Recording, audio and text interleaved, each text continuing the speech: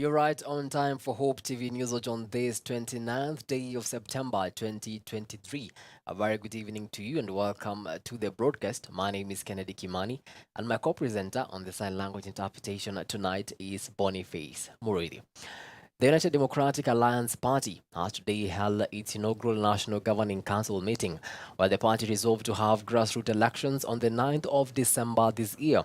Speaking during the meeting, President William Ruto, who is also the UDA party leader, told members of the ruling party in different slots to prepare for the elections with no expectation of his backing, reiterating that those who aspire to lead the party must win the support of its membership. Tulienda kwenye uchaguzi na baadaye chama ikawa wale watu walikuwa wanaita ati chama ni matatu ya kukutoa pale kukufikisha pale, unalipa ushuru alafu unahama. Lakini tumekuja hapa kubadilisha, to have a paradigm shift about the politics of our country. Tumekuja hapa kudhibitisha ya kwamba chama si matatu. Chama ni institution ya governance na ya kuendesha mambo ya siasa ya taifa letu la Kenya. Kwanza kabisa, wacha mimi niwashukuru ninyi nyote. Kila mmoja wetu aliye hapa mulichagia katika uchaguzi ambao ulitupatia ushindi kama chama cha UDA. Mimi nataka niseme asante sana. Rais, hii chama yetu ni chama ya kitaifa na si chama ya kushinda uchaguzi. Previously, political parties were for winning elections.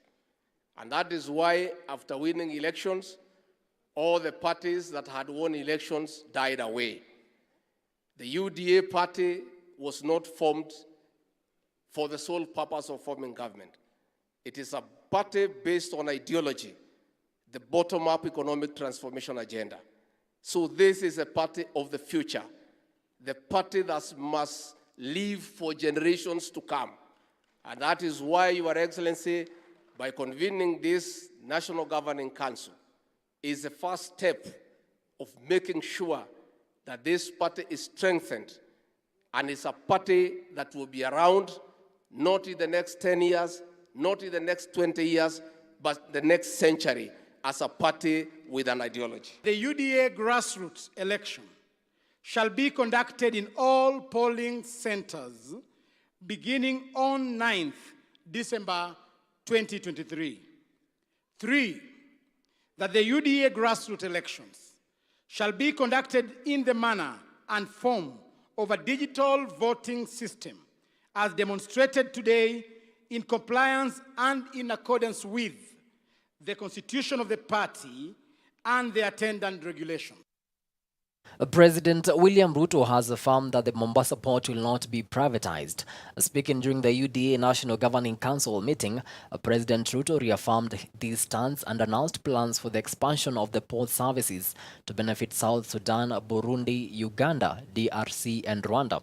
However, the opposition led by Azimio leader Raila Odinga have criticized the government, alleging that President Ruto's administration plans to lease out some key Kenya Port Authority's assets to private investors.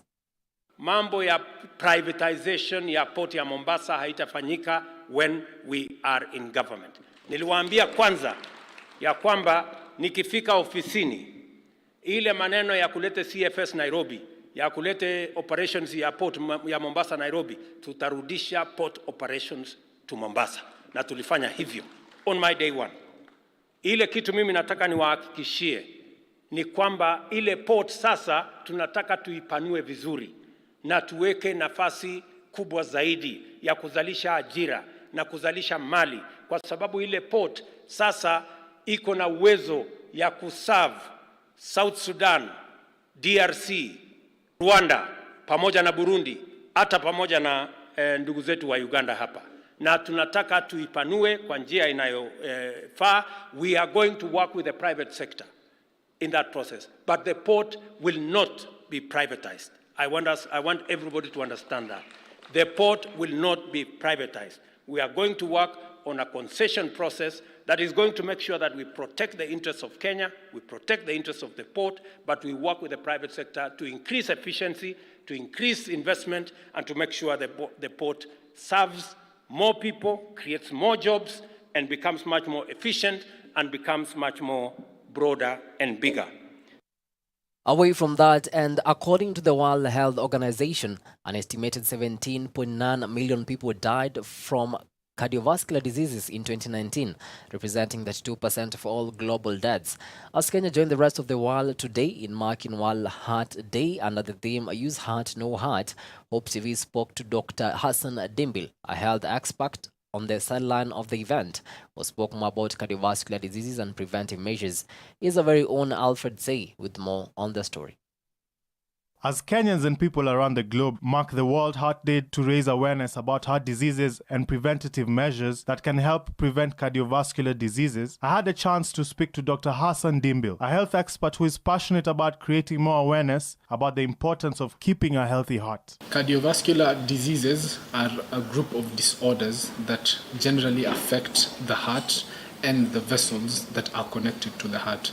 These can include coronary heart disease, can include stroke, can include hypertensive heart disease, to mention a few.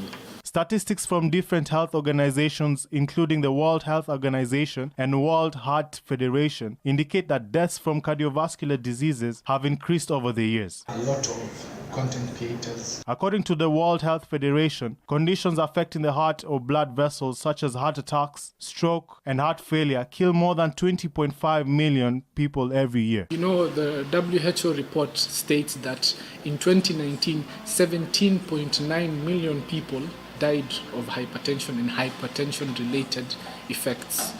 That's one of the leading causes of death in the world, together with big pandemics like HIV and big diseases like diabetes.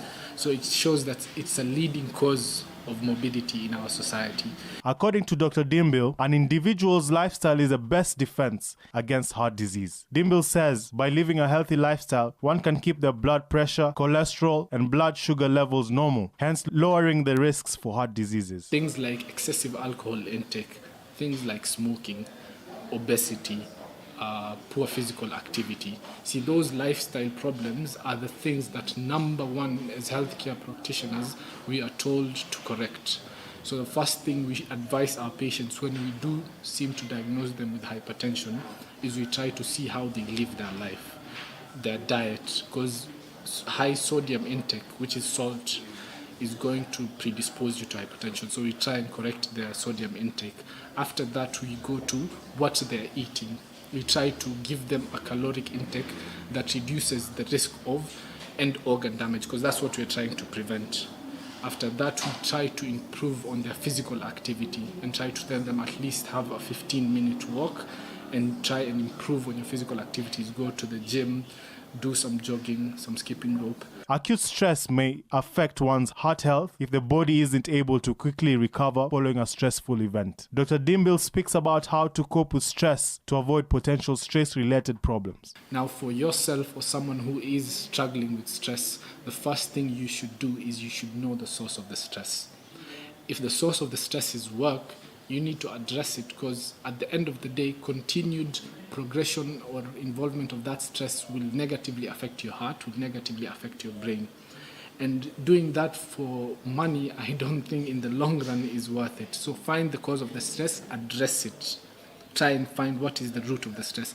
Number two is, I usually love using breathing techniques. There's this breathing technique that I learned from a doctor I follow on TikTok, where you take deep breaths, 7 deep breaths. Deep breath in for 7 seconds, hold it, let it out. You hold it for like 5 seconds, you let it out for 6 seconds. So hold it for 7. There's another breathing technique that I saw. It's like a fast breathing technique where you breathe through your mouth. You do it for 20 times as well. So breathing techniques really help. Number 2, meditation.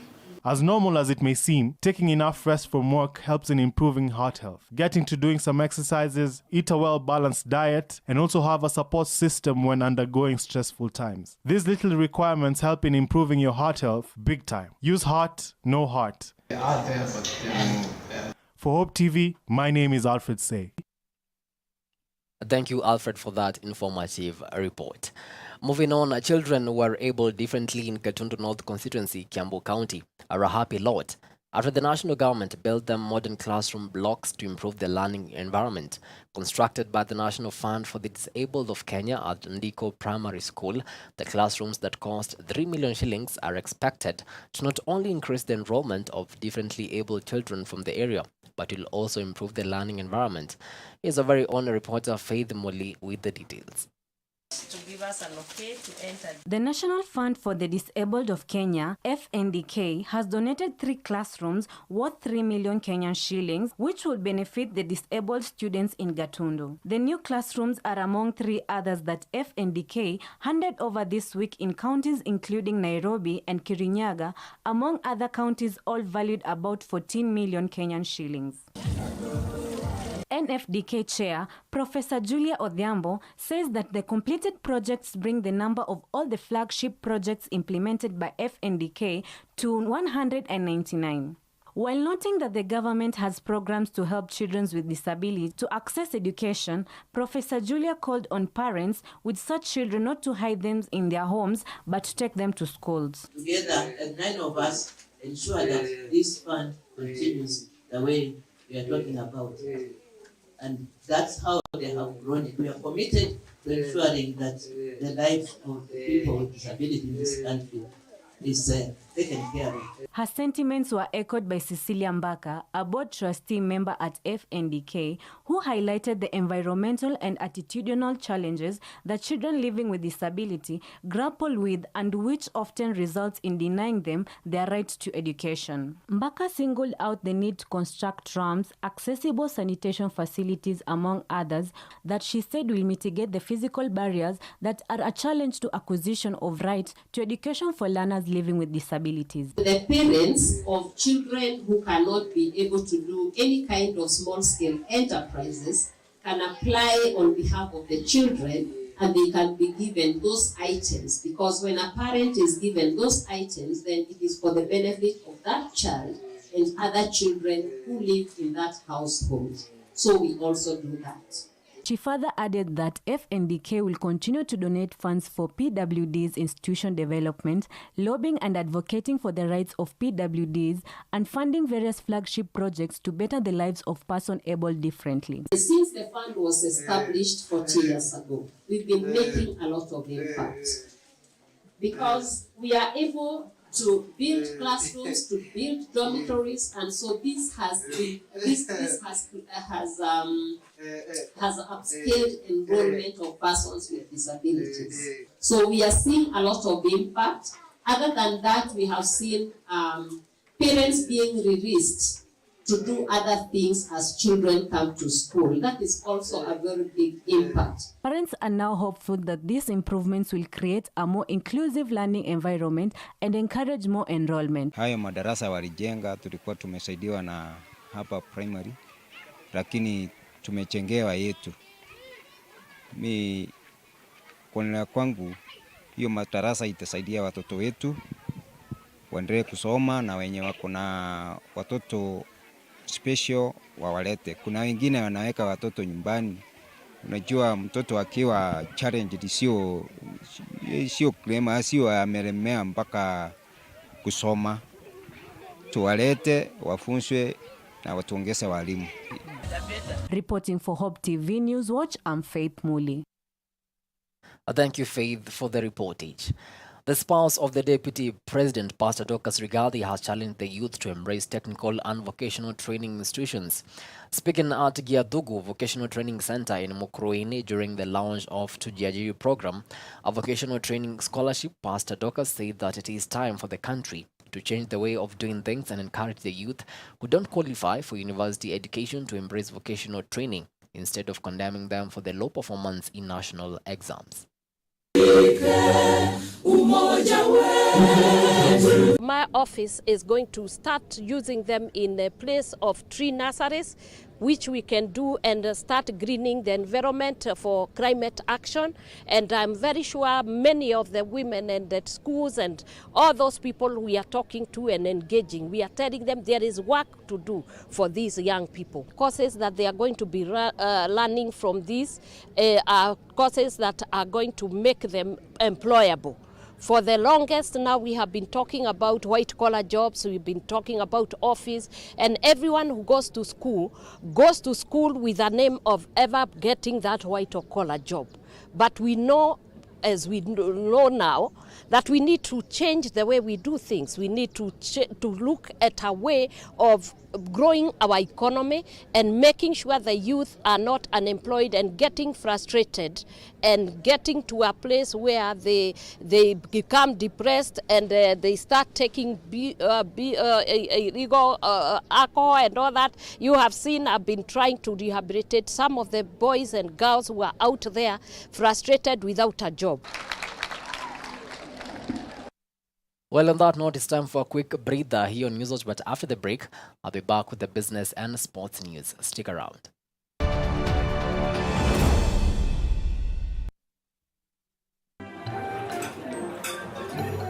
I've actually been trying to find a balance. It's been really tough and hectic, but everyone says once you get a hang of it, it becomes better, and I don't know, but I'm hoping to find a balance soon because it's really been hectic. But you've been in the job industry for a long time, so I think you would know better, Cindy. Huh? What time is it? I need to catch up on Leadership Forum. Do they have a radio here? Never mind.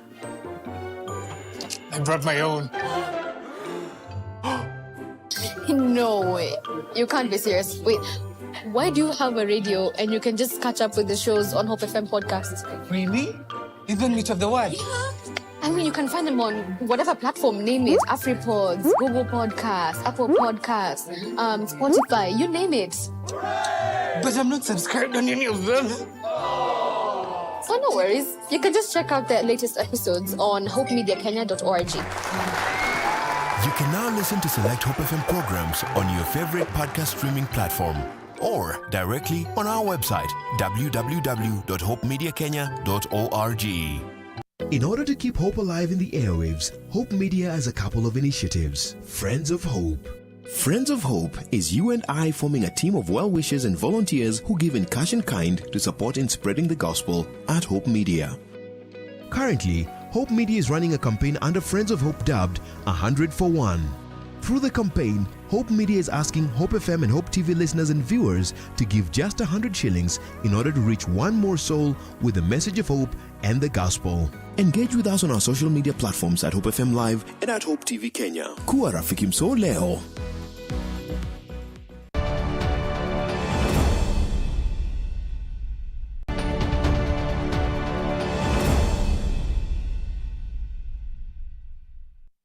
Welcome back. You're watching Hope TV Newswatch. Now let's get down to business.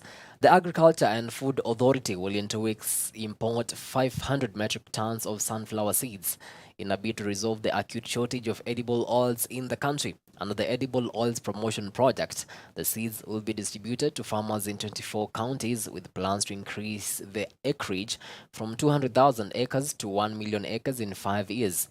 This emerged during a joint meeting between the Ministry of Agriculture and the Council of Governors, who will be implementing the 5-year project in the grassroots.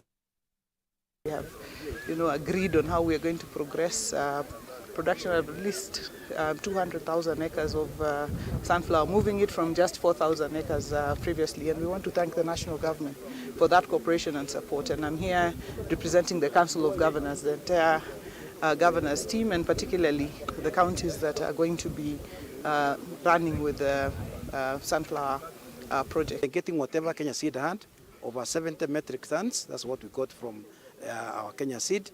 And that one, we are not giving it to the farmers, we are using it to produce seeds so that we have more next year to give to the farmers. From there, as explained, we are now to search for where we could get seeds. Why we are targeting on sunflower,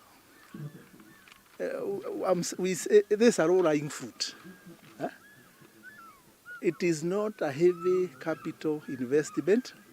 It doesn't take long to grow or to mature. Within a period of 2-3 months, the farmers will be harvesting their crop and extracting oil. Unlike other crops like palm oil, trees, which would actually takes long. It requires a lot of planning. And secondly, for sunflower, it will not interfere with what farmers grow, you know.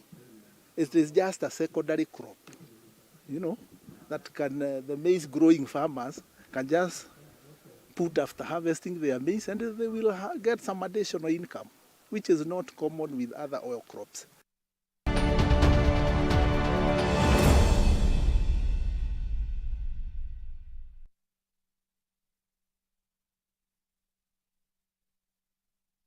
And to some sporting action now, the Power 72 Thika Sports Club will come alive this weekend as it plays host to the fifth leg of the DTB Bank With Us Golf Tournament. Saturday's action is set to witness over 200 golfers, including DTB customers from Thika and its environs, battling it out for a variety of prizes. The golf series commenced in April at Sigona Golf Club and has been held in Kiambu, Trans Nzoia, Nakuru, and most recently Malindi at the Malindi Golf Club. Goals from Griezmann and Rodrigo and Atletico Madrid a 2-0 win over Osasuna in a bad-tempered La Liga encounter, which ended with both teams reduced to 10 men on Thursday evening. Atletico, who have a game in hand, moved up to 5th place in the La Liga standings on 13 points, 6 behind surprise leaders Girona. Real Madrid is second on 18 points, 1 ahead of champions Barcelona.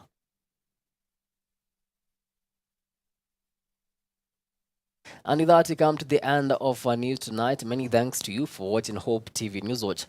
We really do appreciate the value of your time. The night has not ended yet, because after this we have a Friday Frenzy hosted by Tiffany Wamboi and DJ Kevin. You don't want to miss this, as they will be discussing on dating and relationships. On behalf of the whole team that made this broadcast a success, have yourself a blessed night. My name is Kennedy Kimani, and Boniface Muridi has been my co-presenter on the Sign Language interpretation.